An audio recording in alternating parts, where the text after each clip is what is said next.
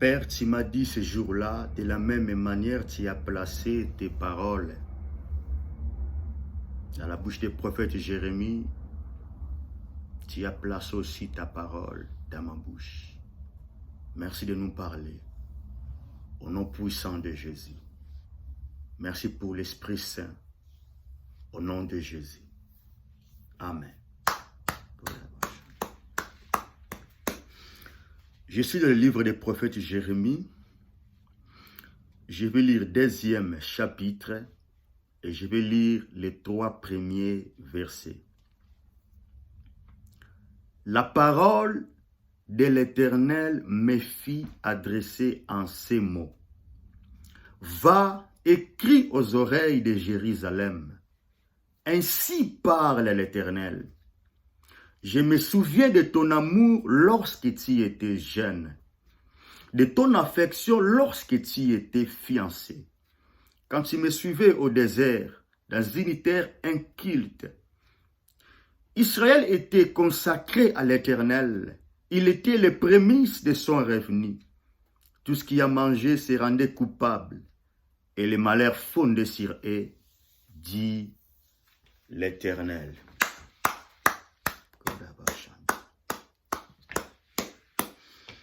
Alors, écoutez-moi très bien, comme j'ai toujours l'habitude de dire. En fait, en réalité, ce n'est pas vraiment que vous m'écoutez très bien, mais écoutez très très bien la parole de Dieu au travers de son serviteur.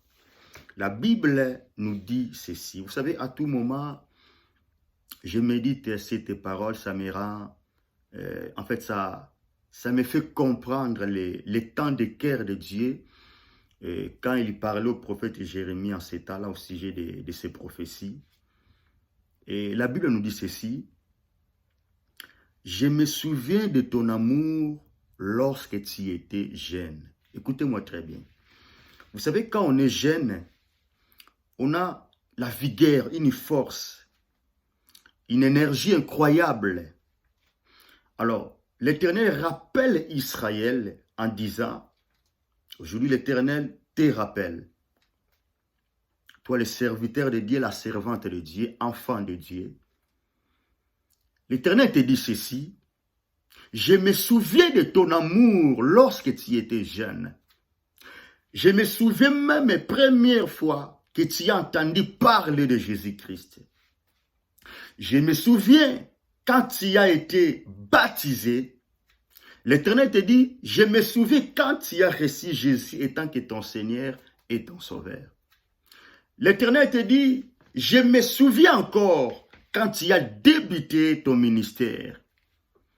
L'Éternel te dit, je me souviens encore quand tu défendais la saine doctrine. Et la Bible rajoute, je me souviens de ton affection lorsque tu étais fiancé. Écoutez-moi très bien, Église. Vous savez, quand on est fiancé de quelqu'un, pendant les moments de fiançailles, on démontre une affection, vous voyez, à ton partenaire. On essaie un peu d'exposer de bonnes œuvres pour que ton partenaire soit flatté, vous voyez, soit convaincu pour que vous allez jusqu'à vers le mariage. Alors, l'Éternel rappelle Israël. Aujourd'hui, l'Éternel te rappelle, l'Éternel me rappelle. Il dit, je ne suis pas amnésique, moi l'Éternel. Je ne suis pas quelqu'un qui oublie vite ce qui vient de passer, non. Je ne suis pas amnésique. Je me souviens de ton amour, ton affection lorsque tu étais fiancé. Voyez. Je me souviens quand tu t'attachais à ma parole. C'est ce que l'Éternel est en train de te dire. Je me souviens quand tu me cherchais. Je me souviens quand tu avais de bonnes intentions. Je me souviens quand tu me craignais encore. Je me souviens encore. Je n'ai pas oublié. Ça m'a dépassé. Ça m'a dépassé. Ça m'a dépassé de voir l'affection que tu me donnais. Je me souviens encore. La Bible nous dit, là l'Éternel continue à parler. Je me souviens quand tu me suivais dans les déserts. Voyez, vous savez très bien plus que moi, dans les déserts, c'est toujours chaud. Et souvent, quand on parle des déserts, prophétiquement, ça peut symboliser beaucoup de choses. Mais on prend beaucoup plus les déserts comme les moments de solitude, les moments de souffrance, les moments des angoisses, les moments de manque, les moments de la pauvreté. Alors, l'Éternel te dit ceci. Je ne suis pas un ingrat, non. Je me souviens quand tu me suivais, même dans les déserts. Église, écoutez-moi très très bien, homme de Dieu, servante de Dieu, enfant de Dieu.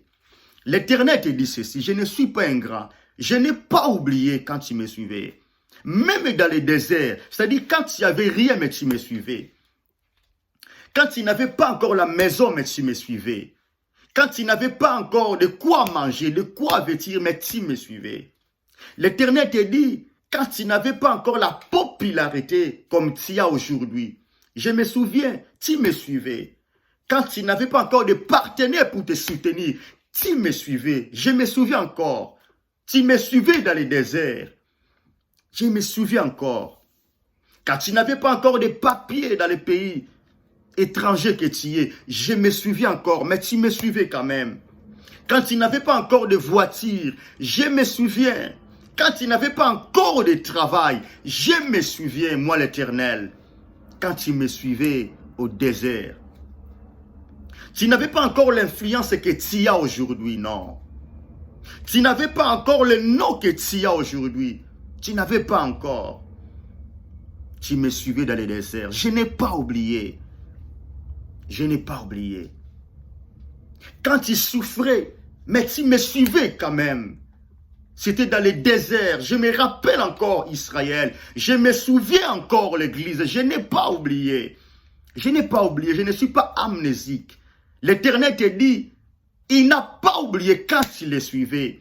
Quand tu souffrais, tu galérais, tu pleurais. Quand on t'insultait. Mais tu les suivais quand même. Tout ce qui te concernait, c'était ton amour envers ton Dieu. Quand tu n'avais encore rien, vous voyez, tu les suivais quand même. Quand tu étais encore dans le début de ton ministère, tu étais zélé. Vous voyez, tu craignais Dieu.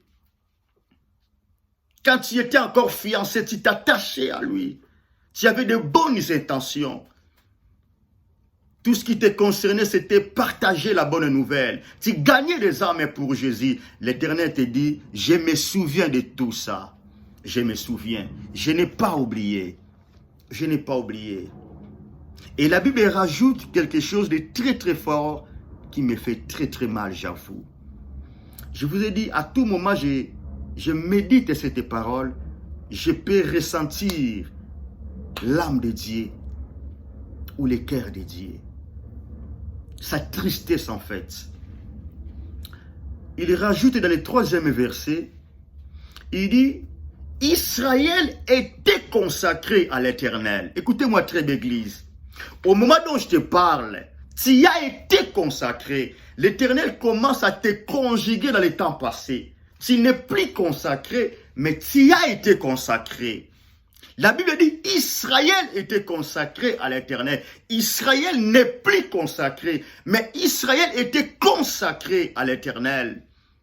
Tu as été consacré à l'Éternel, mais maintenant, au moment dont je parle, tu n'es plus consacré. Tu as oublié ce qui fait la force. Tu as oublié ce qui a causé ta réussite, ta victoire, ta consécration. L'Éternel te dit, tu as été consacré dans les débuts, mais maintenant tu n'es plus. Vous voyez, tu n'es plus consacré. Tu n'es plus consacré. Tu n'es plus consacré. Écoutez, au moment dont je parle, je m'adresse, ou Dieu s'adresse à deux catégories de personnes. Première catégorie sont des gens qui ont été consacrés à l'Éternel, dont l'Éternel se souvient de leurs bonnes œuvres, mais pour le moment, ils ne pratiquent plus les bonnes œuvres. Ils ne marchent plus selon la pensée de l'Éternel, selon la volonté de Dieu. Là, c'est la première catégorie. Et deuxième catégorie, c'est là que je vais finir, sont des gens qui jusqu'à aujourd'hui, ils gardent leur consécration. Écoutez, à vous l'Éternel, vous dites ceci.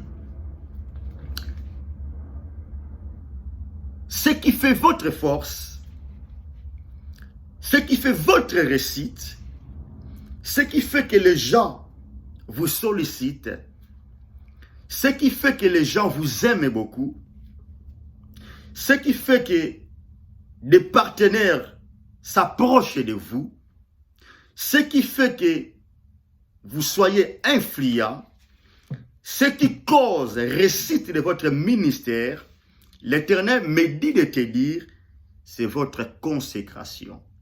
Église, dans le troisième verset, dans le dernier paragraphe, la Bible nous dit ceci. Israël était consacré à l'Éternel. Et quand Israël était consacré à l'Éternel, Israël était intouchable. Écoutez-moi très l'Église.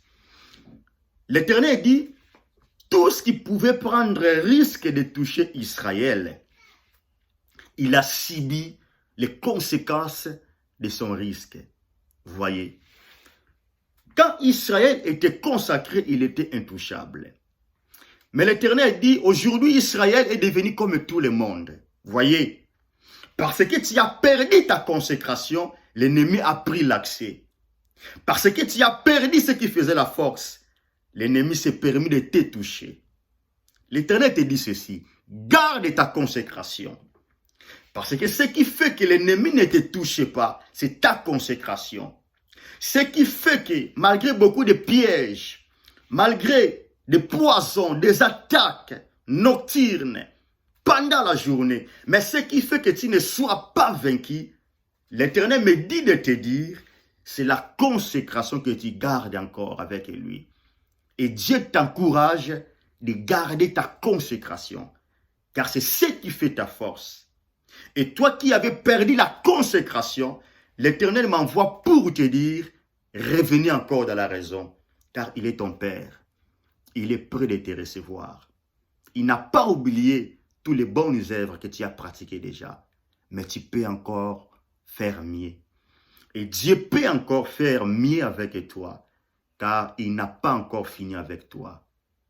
Reviens dans sa main. Garde ta consécration. Avant que je finisse, gardez ces deux choses. Toi qui étais loin de l'Éternel, l'Éternel t'appelle de revenir. L'Éternel a encore besoin de toi. L'Éternel a encore tant de choses à accomplir avec toi. Et toi qui gardes encore la consécration, l'Éternel me dit de te dire ceci. Regarde ce qui était arrivé en Israël lorsqu'ils ont perdu leur consécration. Ils étaient les proies de l'ennemi. Garde ta consécration. Garde ta consécration jusqu'au bout. C'est ce qui fait ta force. Que l'Éternel Dieu des armées te bénisse. L'apôtre Jérémie Matondo. N'oubliez pas de s'abonner sur notre chaîne YouTube.